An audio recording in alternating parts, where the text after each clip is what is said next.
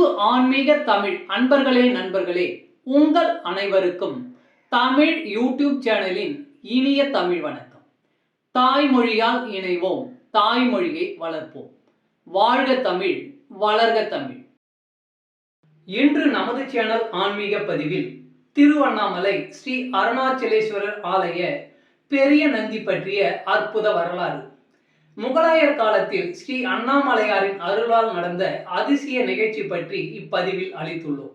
இப்பதிவினை கேட்டு நீங்கள் இறைப்பயன் அடைய வேண்டியும், மேலும் இந்த பதிவிற்கு லைக் மற்றும் ஷேர் செய்தும், அது மட்டுமல்லாமல் இதுவரை இந்த சேனலுக்கு நீங்கள் சப்ஸ்கிரைப் செய்யவில்லை என்றால் சப்ஸ்கிரைப் செய்து பெல் சிம்பலையும் கிளிக் செய்து ஆதரவு அளிக்கவும் அன்புடன் கேட்டுக்கொண்டு இப்பதிவினை தொடர்கிறேன். வாருங்கள், ஆன்மீக பதிவில் ஸ்ரீ அருணாச்சலேஸ்வரர் ஆலய பெரிய நந்தி பற்றிய அற்புத வரலாறு பற்றி அறிவோம்.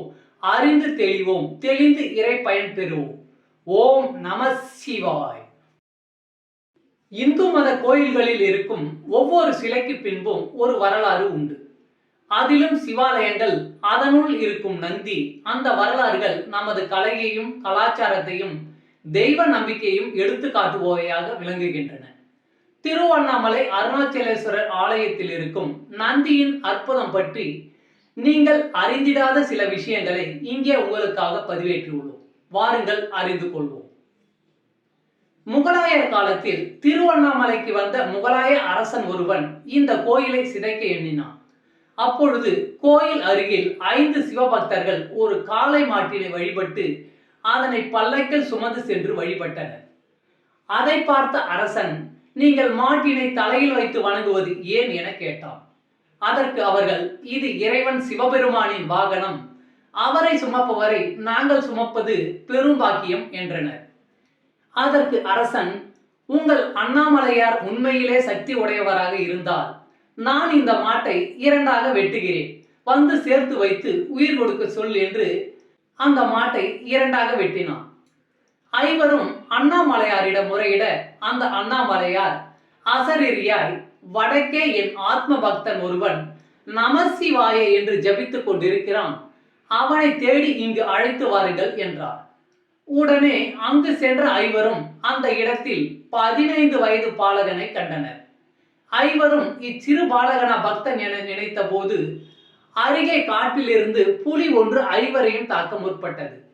அச்சிறு பாலகன் தான் புலியை நமசிவாய மந்திரம் கூறி வென்று அவர்களை காப்பாற்றினார். 5வரும் நடந்ததை பாலகனிடம் கூறி அச்சிறு பாலகனை அழைத்து சென்றனர்.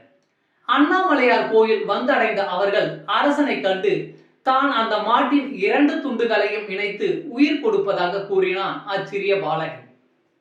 அண்ணாமலையார் மூலஸ்தானம் சென்று நமசிவாய மந்திரம் கூறி அந்த மாட்டினை இணைத்து உயிர் பெற செய்தான் அந்த பாலகன்.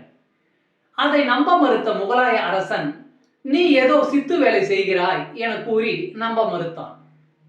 சரி, மற்றொரு வாய்ப்பு, இதில் நீ வென்றால் இந்த கோயிலை நான் ஒன்றும் செய்ய மாட்டேன் என்றும், நான் வென்றால் இடித்து விடுவேன் என்றும் கூறினான். அச்சிவபாலகன் அண்ணாமலையார் மேல் வைத்த நம்பிக்கையில் போட்டிக்கு சம்மதித்தான். அரசன், தற்போது ஒரு தட்டு நிறைய மாமிசத்தை அண்ணாமலையாருக்கு படையுங்கள், அவருக்கு சக்தி இருந்தால் அது பூவாக மாறட்டும் என கூறினான். அவன் ஆணைப்படி வீரர்கள் மாமிசத்தை ஈசனுக்கு படைக்க முற்பட்டனர். அண்ணாமலையார் அருகே மாமிசத்தை வைத்ததும் மாமிசம் பூக்களாக மாறியது. அதில் பலரக பூக்களும் தட்டு முழுவதும் நிரம்பி வழிந்தது. இதனை கண்ட 5வரும் பாலகனும் ஓம் நமசிவாய, அண்ணாமலைக்கு அரோகரா என போற்றி பேரானந்தம் அடைந்தனர். இதனையும் நம்ப மறுத்த அந்த அரசன் கோயில் பெரிய நந்தியை பார்த்து, இந்த உயிரில்லா நந்திக்கு உயிர் கொடுத்து காலை மாற்றி மடித்து வைத்து உட்காரவிட்டால் உங்கள் அண்ணாமலையாரை வணங்கி இக்கோயிலையும் சிதைக்கும் முயற்சியும் கொள்ளையடித்த நகைகளையும் அண்ணாமலையாரிடமே ஒப்படைத்து விட்டு செல்கிறேன் என்றான். உடனே நமசிவாய மந்திரம் கூறி அப்பாலகனும் 5வரும் அண்ணாமலையாரிடம் நாம் பெரிய நந்திக்கு உயிரூட்டுமாறு வேண்டினர்.